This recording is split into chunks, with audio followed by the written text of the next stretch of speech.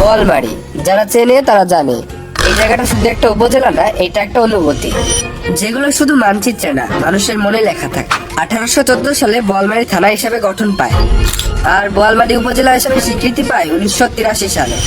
লোকমুখে শোনা যায় এই এলাকায় একসময় প্রচুর বোয়াল মাছ ছিল। নদী আর বিলের উপর নির্ভর করে চলতো মানুষের জীবন। সেই বোয়াল থেকেই ধীরে ধীরে জন্ম নেয় বোয়ালমারী নামটা।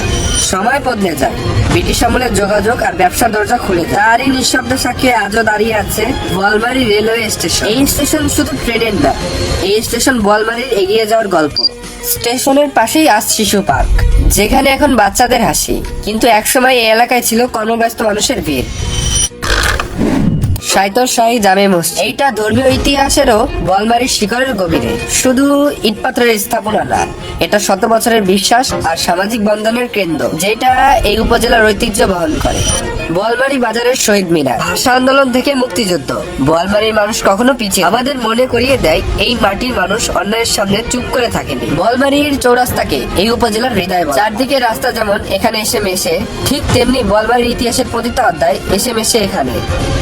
বোয়ালমারী জর্জ একাডেমি, এই প্রতিষ্ঠানটা শুধু একটা স্কুল না, এটা বোয়ালমারীর শিক্ষা আন্দোলনের একটি বড় অংশ। দীর্ঘদিন ধরে জর্জ একাডেমির এই অঞ্চলে শিক্ষার আলো ছড়িয়ে যাচ্ছে।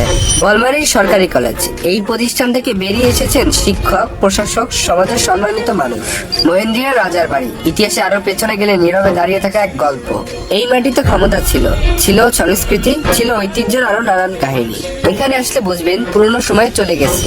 আমরা যখন বোয়ালমারী টু মহেন্দ্রিয়া রোড ধরে দাদুরিয়া বিলের পাশ দিয়ে চলি, এই বিল আমাদের মনে করিয়ে দেয় এই প্রকৃতি একদিন বোয়ালমারীর জীবন ছিল। সব মিলিয়ে বোয়ালমারী এমন একটা উপজেলা যেখানে ইতিহাস আলাদা করে খুঁজতে হয় না। ইতিহাস আছে বিলের ধারে, ইতিহাস আছে রেল স্টেশনে, ইতিহাস আছে স্কুল কলেজে, আর ইতিহাস আছে এই সাধারণ মানুষের জীবন। এই কারণে বোয়ালমারী শুধু একটা দেখার জায়গা না, বোয়ালমারী বোঝারও একটা জায়গা। ভিডিওটা ভালো লেগে থাকলে পেজটা অবশ্যই ফলো দিতে পারেন।